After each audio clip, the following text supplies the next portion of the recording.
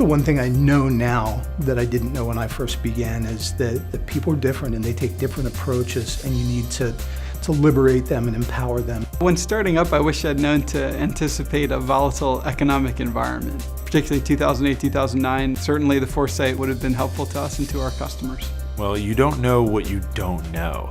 And I think it's important to understand that you have to build the right team, and that foundation will help you grow. How much capital is required to grow a business? When we first started, we didn't even have 2 dimes to rub together. We actually borrowed $125,000 from Victor's father in order to buy into the business, which was Padonia Fitness Center in 1985. The one thing I know now that I wished I would have known when we started the business is that when we're selling brain power and people, we're in the relationship business. I definitely prefer being the underdog. When I'm the underdog, I get that much more focused, and I love the challenge of making something happen.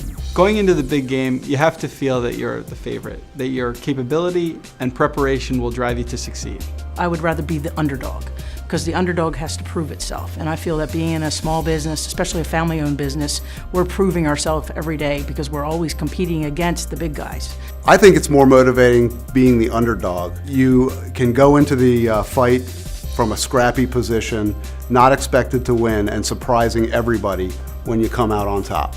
I think the most motivating thing over the years was to be able to try to catch up to the big guys, the guys that were getting all the big events. The best piece of leadership advice I've ever received: as a leader, when you start something, start it, get out of the way, and let people do extraordinary things. To demonstrate resilience, to come back the next day after having a tough day and go back at it. The best piece of advice I've received is to go build your dream. Otherwise, somebody will hire you to build theirs.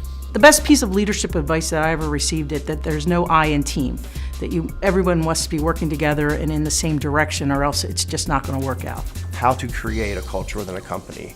And it really started with me being this example setter, and me showing people how I work, but not just showing them how I work or working more than them, but mentoring them to want to work like I work. The best piece of advice I was given is, people will never remember what you said, but they'll always remember how you said it. So you need to realize you're dealing with people, and a lot of times it's more important about whether they think you care than whether or not they think you know what you're doing.